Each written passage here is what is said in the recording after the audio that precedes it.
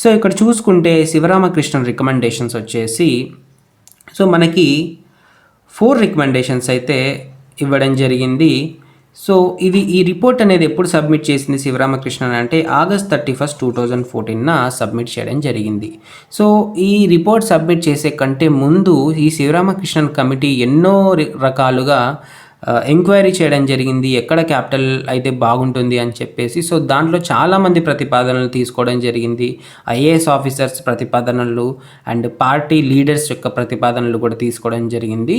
So ఇక్కడ మనకి YSRCP party and TDP party అనేవి మేజర్గా మన ఏపీలో ఉండడం జరిగింది. సో ఈ వైఎస్ఆర్సీపీ పార్టీ అనేది ఏదైతే ఉందో సో వీళ్ళు ప్రతిపాదన చేసిన ఏంటి అంటే ఏదైతే కర్నూలు అండ్ అనంతపూర్ ఉందో సో ఈ అనంతపూర్లో మనకి చాలా వరకు ల్యాండ్ కూడా యూజ్లెస్ ల్యాండ్ అనేది ఉండడం జరిగింది. అంటే అక్కడ అన్నీ కూడా కొండలు ఉన్నాయి. సో అటువంటి ల్యాండ్లో సాగుకి పనికిరాని ల్యాండ్ అండ్ కొన్ని థౌజండ్స్ ఆఫ్ ఎకర్స్ ల్యాండ్ అనేది ఖాళీగా ఉండడం జరిగింది. సో ఇటువంటి ప్లేస్లో మనం గ్రీన్ ఫీల్డ్ క్యాపిటల్ అనేది మనం ఇంప్లిమెంట్ చేసినట్టయితే సో ఫ్యూచర్ జనరేషన్స్లో మనకి అది చాలా వరకు డెవలప్ అవుతుంది. అండ్ ఇంకొకటి ఏంటి అంటే ఈ అనంతపురం, కర్నూలు అండ్ ఈ చిత్తూరు ఈ ఏరియాస్ ఏవైతే ఉన్నాయో ఇవి అంతగా డెవలప్ అయితే కాలేదు. సో ఇక్కడ మనకి సాగు భూములు అనేవి చాలా వరకు అయితే ఉండడం జరిగింది.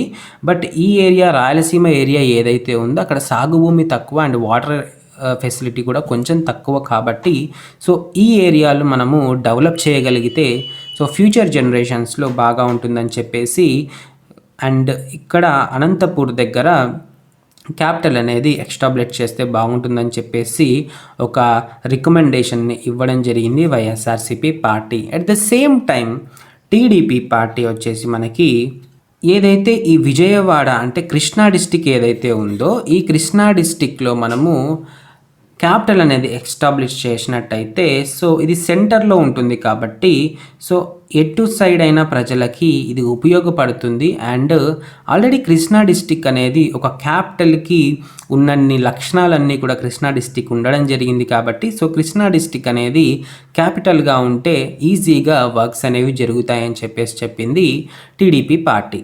సో ఇక్కడ ఈ రికమెండేషన్స్ అన్నీ కూడా విన్న తర్వాత శివరామకృష్ణన్ కమిటీ ఒక రిపోర్ట్ని తయారు చేయడం జరిగింది. సో ఆ రిపోర్ట్లో మెయిన్గా 4 రికమెండేషన్స్ అనేవి ఇవ్వడం జరిగింది.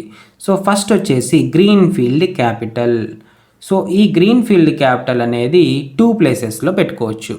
అంటే గ్రీన్ ఫీల్డ్ క్యాపిటల్ అంటే ఏంటి అంటే ఫ్రమ్ ద ఫస్ట్ స్టెప్ అంటే అక్కడ ఎటువంటి బిల్డింగ్స్ అనేవి ఉండవు, ఓన్లీ ల్యాండ్ అనేది ఉంటుంది. ఫ్రమ్ ద ఫస్ట్ స్టెప్ నుంచి ఒక క్యాపిటల్ని మనమే ముందుగానే డిసైడ్ చేసుకొని దాన్ని మనం బిల్డ్ చేయాల్సి ఉంటుంది. సో దాన్ని మనము ప్యూర్లీ గ్రీన్ ఫీల్డ్ క్యాపిటల్ అని కూడా అంటాము.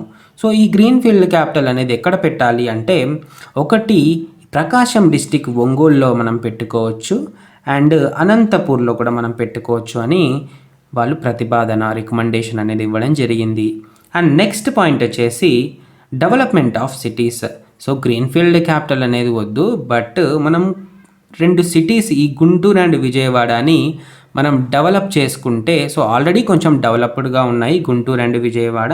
సో ఈ రెండింటిని మనం మళ్ళీ డెవలప్ చేసుకున్నట్టయితే సో మనకి తొందరగా అనేది క్యాపిటల్ అయితే వస్తుంది అండ్ అందరికీ కూడా సౌకర్యంగా ఉంటుంది అని సెకండ్ రికమెండేషన్ ఇవ్వడం జరిగింది.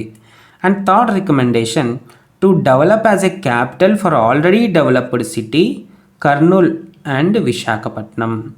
సో ఆల్రెడీ డెవలప్డ్ సిటీని మనం తీసుకొని కొంచెం డెవలప్ చేసుకోగలిగితే సో అది మనకి ఈజీగా ఉంటుందని చెప్పడం జరిగింది. సో కర్నూలు అండ్ విశాఖపట్నం కూడా రికమెండేషన్లో ఉండడం జరిగింది.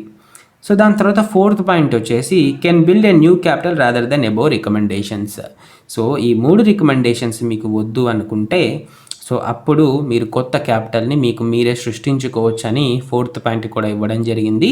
సో దీంట్లో మనం ఫాలో అయిన పాయింట్ ఏంటి అంటే 4th పాయింట్. సో అప్పుడున్న గవర్నమెంట్ ఈ 4th పాయింట్ని కన్సిడర్ చేసుకొని సో ఇక్కడ మనకి గుంటూరు అండ్ విజయవాడ మధ్యలో అమరావతి అనే కొత్త క్యాపిటల్ని సృష్టించుకోవడం జరిగింది.